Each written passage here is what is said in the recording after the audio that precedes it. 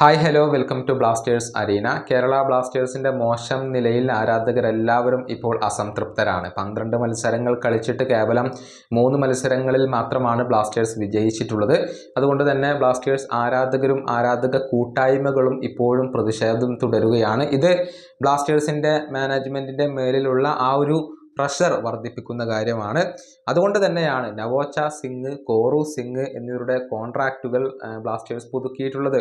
മാത്രമല്ല സൗരവ് മണ്ഡൽ ഇപ്പോൾ ലോൺ അടിസ്ഥാനത്തിൽ ക്ലബ്ബ് വിടുകയും ചെയ്തിട്ടുണ്ട്.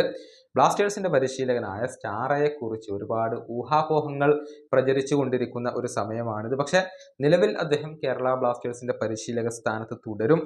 എന്നാൽ അദ്ദേഹത്തിന്റെ സ്ഥാനം ഒട്ടും സുരക്ഷിതമല്ല എന്നാണ് പുതിയ റിപ്പോർട്ടുകൾ ചൂണ്ടിക്കാണിക്കുന്നത്. അതായത് ഈ പരിശീലകനെ സംബന്ധിച്ചിടത്തോളം ഇനിയുള്ള ദിവസങ്ങൾ വളരെയധികം നിർണായകമാണ്.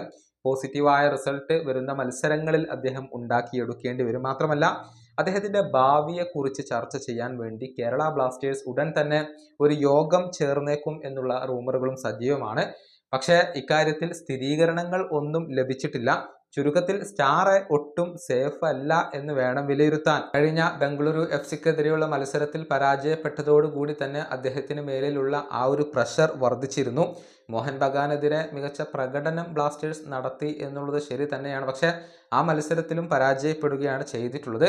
ഏതായാലും പരിശീലകന്റെ ഭാവിയുടെ കാര്യത്തിൽ വരും ദിവസങ്ങളിൽ കൂടുതൽ വ്യക്തതകൾ ലഭിക്കും എന്നാണ് പ്രതീക്ഷിക്കപ്പെടുന്നത്. ഈ വീഡിയോ അവസാനിപ്പിക്കുന്നു. അടുത്ത വീഡിയോയുമായി വീണ്ടും കാണാം.